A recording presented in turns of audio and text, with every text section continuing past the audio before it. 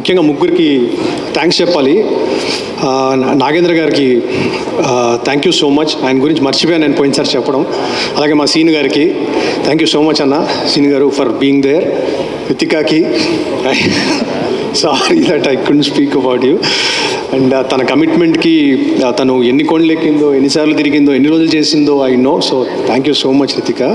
And Maha గారికి ఆరో missed. So it's a great experience working with you. ఈ stage మీద ఉన్న అందరి గెస్ట్స్కి thank you so much for coming. Thank you so much. నేను సినిమాని ఎప్పుడు మ్యాజిక్ అని అనుకునేవాడిని చిన్నప్పటి నుంచి.